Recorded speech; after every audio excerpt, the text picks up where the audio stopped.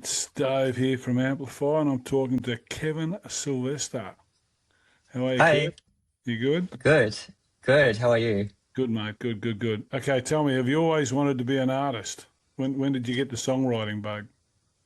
So I started songwriting when I was like 14. So I actually would have submitted to for press releases back in the day as well. I remember you did some write some of my like old music. But I used to be a producer, an electronic producer before I ever started singing. So I actually only started releasing music that I sang on like 2 years ago. And yeah, now I'm here. And here you are. So, uh, briefly describe the journey so far. So it's been a few years. I got a couple of notes. A whole bottle of lube in his hair for the photo shoot, and building an ambitious character, driven universe through the forthcoming album K, which is coming out. Yeah. Growing up in Melbourne's northeast, starting classical piano at 4 and becoming a pop rock artist. So obviously your parents were well into uh, educating you, with music and all that sort of stuff. Yeah. Yeah, the lube was definitely a part of the story. But I did start classical piano when I was 4, but neither of my parents are musical, so they sort of enforced it on their kids. So both my brother and I played classical piano, and I also was trained in cello as well, played the drums, all the musical instruments. But I basically like rebelled against the classical system because I just hated it so much, and then Yeah. that's how I Yeah. got into electronic music and rock music. And you're queer, I presume. I presume that. Yes. Now, when did that? I'm more interested personally. I'm more interested in the psychology side, the conscious side, because that story is really like the music side's music, and that's important, and that's part of why everyone's here and fans and all that.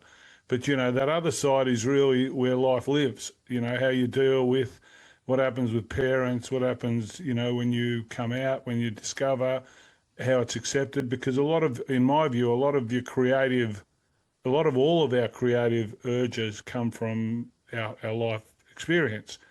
And if you're in a life experience that predominantly is rejected by religion or rejected by forces, etc., it can make you, like a lot of artists, rebellious and more creative, or and really take you down a path. So with the parents, with all this enforced music training and all that sort of stuff, had they accept your sexuality? And it's not a big thing. It's just insofar as how Mhm. it affected your music, because basically it had to have an effect on your music. Yeah. Um, Now my mum is very supportive of everything I do, but I think definitely my music is a response to a lot of rejection or taboo things going on in the society. You know, my music is almost outwardly outwardly gay and very, very forward, and I think that it shoves it into people's faces, and I kind of like that. Well, I think it's a good thing. I think, yeah, ultimately, if you most people aren't authentic. They turn up and they try and follow what other artists have done, or they sort of copy and all that sort of stuff.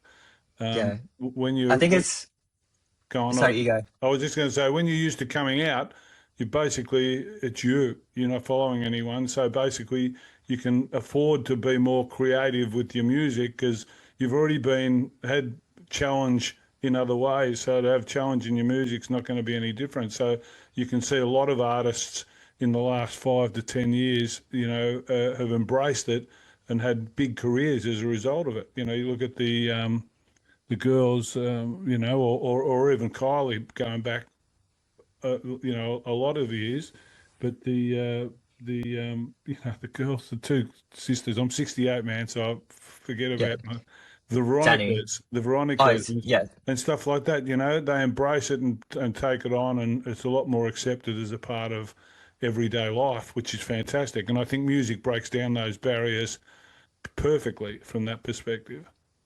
100%. And I think it's also the spirit of rock and roll in a different way as well, where it's kind of rebellious and we're kind of just living free and talking about the things that we want to talk about. Absolutely. And if you're back in the 60s, 70s, 80s, vicious and all that sort of stuff, throwing bottles at each other and all this sort of gear, rock and roll was really a rebellious sort of experience. We moved from one thing to another thing and all the parents hated it and all that sort of stuff. So how would you describe your sound? I heard queer pop punk. Is that it, or how would you describe it? I would say I take different types of pop and incorporate it into different types of heavy music, like either where it's rock or punk or pop rock, pop punk, certain elements of metalcore, metal. So the whole album, sonically, the concept was how many different types of pop music can we shove into different types of rock or heavy music. So the first Right. single was very much, rom-com pop mixed with early 2000s pop punk, I would say. That was Bought Yep. for Your Valentine. And I Yep. would say this new single, It Boy, is very much like bubblegum pop mixed with, there's some punk rock elements in the bridge. Yep. So, and the guitars and drums are very heavy as well. So, and there's a guitar solo at the end. So it's very much the best of both worlds. Yep. Yep. Yep. Cool. Cool. Cool. Um, why do you think fans resonate? Why do you think is it the performance? Is it the music? What do you think have brought the fans along? I would say maybe uh, it's the combination of the rock and pop sound. We're very used to rock acts being, for the most part, straight men in bands, mostly white people. And there's not a lot of, pop boy factor. There's not a lot of choreo going on, big music videos, and that sort of campy side as well. So I sort of Yeah. bring that from the pop world into the rock world as well. And in the pop world, sometimes there's not a lot of live instruments and, really big energy and big vocals. So just sort of merging the two together. Yeah. Yeah. Yeah. But I'm not sure that K-pop and all that would agree that it's predominantly a Western sort of environment, especially South Yeah. America. South America's got an enormous movement that no one knows about. People with 40 million followers, and you hardly hear of them in the West. So there's a lot of stuff that goes on around the world that's not just a part of, what the Western media sort of push out. You can see BTS and IVE and all these different bands that are coming out. Just fantastic, which is great. Yeah. I think it's fantastic. Um, okay, who's influenced you? As you were growing up, you're playing the piano, you get away from the piano, you're writing songs and all that sort of stuff. Who are the artists that were influencing you and that influence you today? Every time someone asks me that question, there's never a really short and straightforward answer because I literally listen to everything. I've grown up with everything. Obviously I started with classical piano, so I was playing a lot of Bach, Chopin, Beethoven. That was my childhood. And then my parents were playing a lot of like Chinese pop rock music back in the day. And then when I got on the internet, I found a lot of pop music like Britney Spears, Taylor Swift, Beyonce. I think that's where my pop sensibility comes from, I would say. And also grew up with a lot of pop punk like Blink-182, Avril Lavigne, Sum 41. I'm Yep, also a yep, huge metal fan as well. So I yeah, love yeah. Slipknot. Slipknot's my favorite band. Korn, love Sensation. metalcore. And Yeah, so Slipknot and all that in terms of performance as well, in the look and all that sort of gear, it's a terrific thing. So, but you must have, there must be some though when you're performing that are sort of in the back of the mind a little bit more than others, in terms of a look or something like that, or is it just the transient thing you pick it up as you're moving, something gets you and you incorporate that, something else gets you and you incorporate that. yeah, it's a bit of everything. I love to do a bit of choreo. So like, that comes from the Britney Spears side. I love to scream on stage as well. So, like actual metal screaming. So comes from Slipknot, the sparkly stuff comes from Taylor Swift, all of these different things. There you go. Okay. So, your latest single, It Boy, has just been released. It's coming out from the album K that's coming out later in the year. Why don't you tell us a bit about the music, a bit about It Boy, and a bit about the album, the tracks that we should listen to? Yeah, so the album is a concept record. It's front to back, a whole storyline. It's based around this character named K, which is named after the chemical element potassium. Potassium is a very explosive element, but also very soft on the inside. Like you can cut right through it. And Kay is this like famous rock star, so not me. And he's very promiscuous. He's Not very yet. single. So yeah, yeah, he sleeps around with all of these men, and he's very insecure. So this whole album just goes through all of his insecurities and how he navigates through the world as a single person, and how he, deals with fame as well. It Boy, in particular, is about when he's at the very peak of his career, but is also feeling very lonely and very unvalidated. So he, scrolls through his phone and finds the next best thing, which is a man to validate him. Of course. So it said that was a real life hookup that inspired that song. I think all of my songs, especially on this album, it's a hyperbolic interpretation of my real life experiences. So I've experienced all of these things in some shape or form, but it's very much exaggerated. So It's a family show, so you can't really talk about it. yeah, I also just want to keep a bit of mystery. But I definitely had a few of those hookups. It's very like it through the screen it feels more glamorized, but once you get there, stained mattress and a camping chair. Well, I think consciously there's a moment and there's collaboration with it, and that's all that ever exists in your whole life. One moment followed by another moment, and then your collaboration with it is the whole story. So the story we make up is around good or bad, and we're going somewhere, and I want to find this, and I want to do that, etc. But really, the only thing that exists is the next step, and the next step, and the cup, and what that tastes like, etc. So basically, if you can incorporate the two, if you can sort of have, I like to think of a hand and a fist, if you can incorporate all that sort of doing with observance, observance is really where you live. That's where you experience life. Whereas the journey is doing a lot of stuff that's not necessarily important until we give it some importance. We talk about it or we raise it or something like that.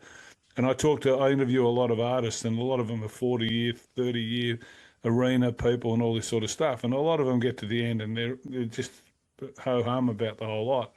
Whereas at the start, they've got desire and drive and pursuit, and at the end they just stay home and just make another album, and they're perfectly happy. It's a bit like people meditating under a tree, the gurus in India. So I think that whole experience thing of saying, this is going to be fantastic, and you turn up and it turns out to be pretty ordinary, is probably, again, country music has made a career off it, writing songs like that. So I think it's pretty cool.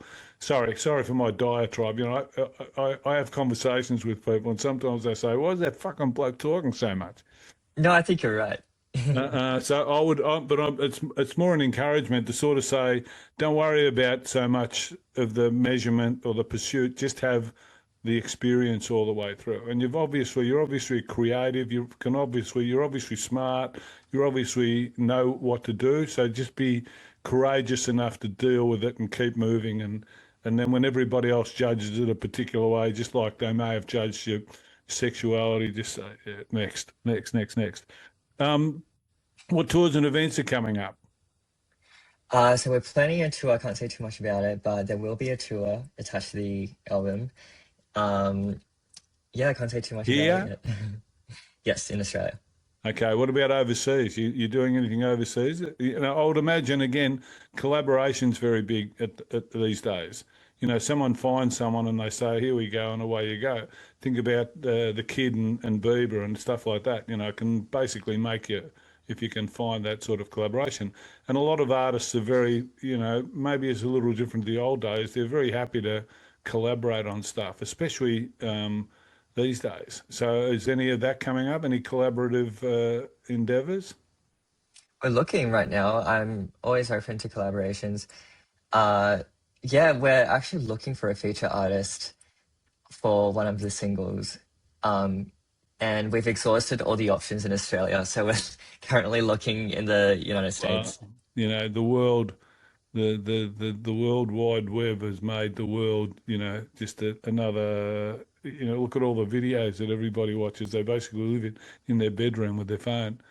Okay, so what are you looking forward to next then? So, what's happening in the next short period? More music? Where are you going to perform? What are you doing? Yeah, so I think that the album is the focus for the next few months. So I've released two singles so far, but there's two more singles coming, and there's music videos, there's all the promotion stuff. So A lot very of stuff. excited. Keep your eyes open, everyone. If you could perform with any music artist, alive or dead, who would you choose and why? It's a really tough question. Uh, it's Uh, always really interesting when people ask questions like, "Who would you love to collaborate with or perform with?" Because my favorite artists, I'm not sure if I want to make a song with them or perform with them because it's like, one of my favorite artists is Taylor Swift or, Slipknot. Like, what business do I have performing with Slipknot? yeah, but that's not. But that's not. This is like the world where Slipknot say, you know, Kev, come along. Absolutely, we'd love to do a song with you. Rather than, who are you? What's that all about? You'd be Yeah, surprised. You'd be surprised, man. Like I'd say, I interview all these people, and they're all pretty bloody normal. They haven't got their head up their bum, and they look at everybody humbly. Most of them, because they've all been there and done that and all that sort of stuff. So it doesn't mean anything. The money doesn't mean mm, anything. The fame doesn't mean anything. They just go out and love performing. So they love making music. So if you make music, you're like a brother. They don't true. see it, that you see it from the hierarchical perspective potentially. They don't necessarily, from my experience is they don't necessarily see it from the hierarchical perspective. Especially when I was talking to Psycho Mike from Suicidal Tendencies, and they had Metallica as one of their support bands at the start. And so he just talks about Linkin Park and all these different people as if they're just mates, Pantera, etc. And so it's a pretty, anyhow, stop talking, though. Well, So, to answer your question, yeah, I don't think it's a hierarchy thing. I think it's just a stylistic thing. Like, why would I perform with Slipknot? But yeah. I Oh, think okay, okay. um, maybe Avril Lavigne, Yeah, that would be yeah, cool. yeah. Or Paramore if they decide to get Yeah, back together. of course. What about Freddie, Live Aid, Half Mike, Wembley, Freddie, yes, Mick Jagger would be a dream. Prince would be a dream. Prince? Oh Yeah. my God, I saw him do a video with Jeff Lynne and three or four other serious artists, old time artists, and they were playing, and he came on stage, and it was like he was just a god, and he played the guitar unbelievably. The crowd went wild, and at the end of it all, he must have had a guitar tech in the crowd because at the end of it all, he just threw his guitar into the crowd, Yeah. walked off stage like just the greatest performer that ever lived, and it was to perform with him would be pretty super. Okay, long If term. I Go on, if I go. if I had the money, I would throw guitars and smash guitars on every Guitar stage. tech, guitar Yeah. tech. You got a guitar tech. You're not going to lose a guitar. Just make sure you throw it at him. Yeah. Or I would just throw it if I had the money, I would just smash every guitar. That's it. Okay, what are your long term aspirations? Have you got like in today's world? You could like you're a good looking character. You could act. Have you ever thought of acting? Have you thought of how the career opens up in the future? Obviously, online Uh, podcasts and all that sort of stuff. yeah, I think this job is very all-encompassing, It's very random, but I did a runway earlier this year as a model and I was like extras and a few things. So just I think my long-term aspiration is just to take over the world and That's it. connect with as many people as possible through my art and different Yeah, sorts of yeah, yeah, activities that I do. yeah. I've got that. I can do anything, and I'm not leaving till I've done everything. Exactly. Okay, okay. What piece of advice would you give to someone, especially, and I don't want to hook up on the sexuality, but obviously you've taken the sexuality and made it a positive. What advice would you have to someone that might be struggling to do that at the moment? Uh, just try to be as unapologetic as possible. And, I think as many people, um, there are a lot of people who are going to push back and, give you homophobia, but there's going to be equally as many people, if not a lot more people, that are Yeah, going to support you. I think it's almost uncool to be homophobic nowadays. a- So absolutely. exactly. So I think it's, just shove it down people's faces, just be unapologetically you. Yeah, And I think that will attract people who um, align with your values and what they stand for. they might be trying to change that in the States at the moment, but apart from the States, I think the world's pretty accepting. Okay, here we go. We're going to finish off with some quick fire sort of questions, the ones that you really hate. What's the Okay. craziest thing you've ever done? Craziest thing. Oh my God. I know you can Oh, probably, most people don't I answer it because they think of something that's just not able to be spoken about. yeah, I can think of many things that I can't speak about. Oh my God. Um, go into a music career. I think that's pretty crazy. Yeah, I think it is. Like, how old were you when it started? Like your actual music career, where you were actually making decisions and getting judged on performance and all that sort of stuff. I was like 14 when I first started releasing music and putting it on SoundCloud and That's hard, Spotify. man. That's hard because 14, you're just a boy, Yeah, and and I to, and, was and to get all that co- feedback and all that sort of stuff, that must have been very tough. yeah, I mean, I was faceless at first. I didn't have my face online. I was kind of an anonymous DJ producer situation, and I was cold emailing all of these labels and would hear no response. So it's been a That's wild journey. normal, pretty normal. What's the one topic you can talk about for hours? Uh, Taylor Swift songs. I'm a fan. Yeah, It's not that I was a fan all the way through, but I think she gave away 55 million bucks or something rather to a crew after that last tour, the big tour. She gave them all $100,000 each or something or other, and she's a cool person. She just yeah, she takes it and she says fuck off. She's pretty cool. What's the thing yes. you go on go? I was gonna say that I just love her writing so much, and I think she's an amazing lyricist. And my manager actually pitched me to, do you know the Mind Mastermind, the show Mastermind? Yeah, yeah, yeah, Where you have to pick one yeah. specialty topic, and my specialty topic was Taylor Swift songs. So I Well, can name every would you like to have a budget for a video? So I think that'd be pretty handy. for like from her. No, I'm saying, would you like to have a budget like hers to make a video? I mean, Oh yeah, her a hundred videos are just percent. mad. What's the thing you like most about yourself? Oh, Your hair's pretty I'm cool. No, thanks. It's like 90% of my personality.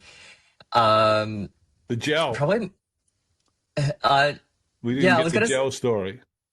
the gel or the The gel lube. story. Yeah, yeah, the lube. Sorry. That was I was doing a photo shoot and we wanted to go for this wet look. And I have naturally pin straight hair, so I curl my hair every single day. So if I put any moisture or water in it, it's gonna just fall flat again. So we couldn't put any water-based lube in it, so we had to put like 100% silicone, long-lasting anal lube Oh into my no. hair. Oh no. And that video got 1.6 million views, and Well, everyone was coming after me like, "Why do you have lube in your hair?" anal lube is popular. That's all I've got to say. What can I say? Yeah, Um, okay, sorry. What's the thing you like most about yourself? I would probably say my ambition. I'm very driven, and I think about work 24/7, and yeah, I never stop working. Again, I would come back to just the moment. Every moment's exactly the same. So when ambition sort of suggests that you can get to some better place, and you've got to sort of take that in your grasp because you just sort of potentially discounts all the places you are before you get to that place, and all the places you are have the same value. Okay, Yeah. here we go. Finally, current or all time favorites, favorite album, Of all time, that's really hard. I or listen to current. It can be so. current. It can be what you're listening to now.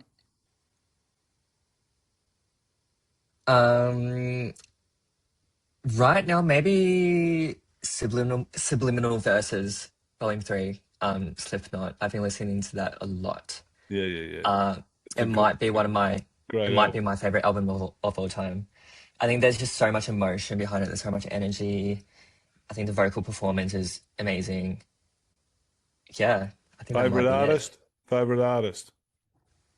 Right now, I think Avril Lavigne right now. She's cool. Not around too much, but she's cool. Favorite movie? Uh, Before Sunrise. What's that? Haven't heard of that.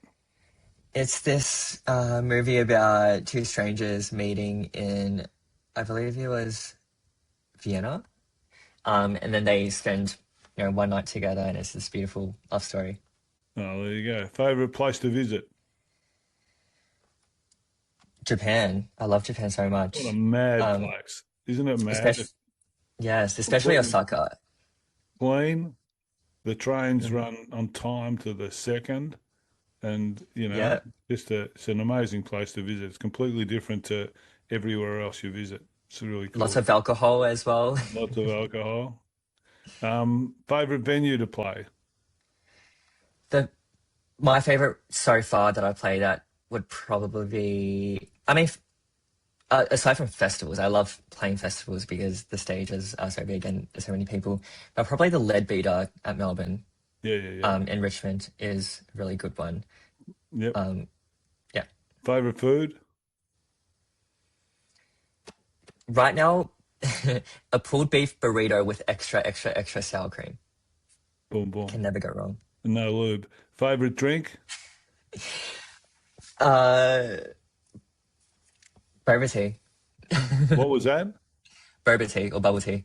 Oh, bubble tea. Favorite person in history, apart from me? Yeah.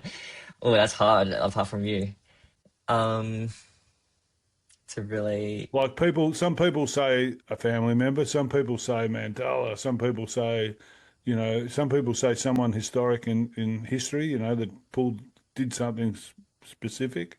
Some people say mm, dad or mum or something because they were, behind them. Some of the people I bloody interview had, six kids and mum was a single parent and all this sort of stuff, and they became superstars. It's unbelievable, some of the stories.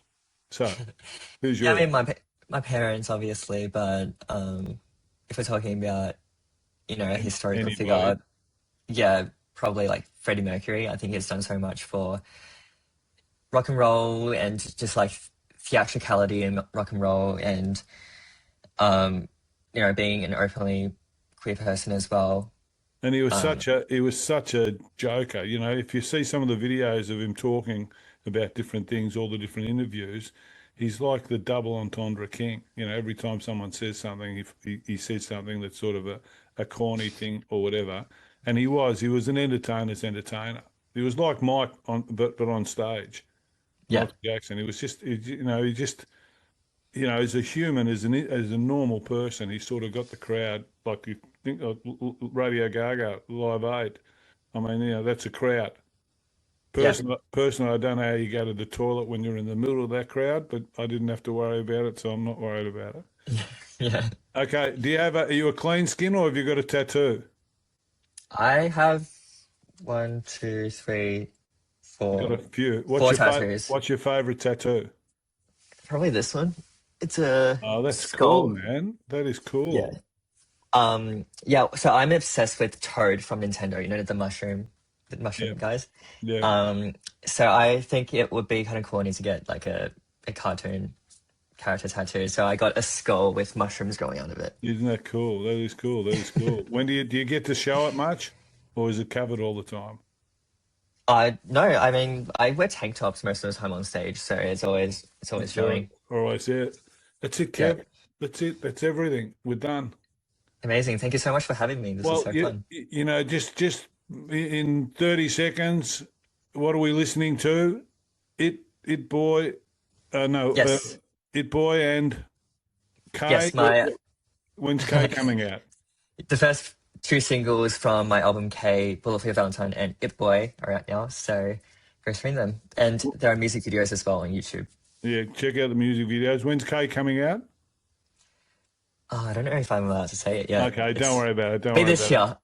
Okay, it'll be out later in the year, so keep an eye open. Keep an eye open for performance and follow Kev and find out what he's doing. He sounds like a pretty interesting character. Thanks, Kev. Been a pleasure. Thanks so much. Thanks so much, You Dave. take care, bud. All the best. You too. Bye. Bye.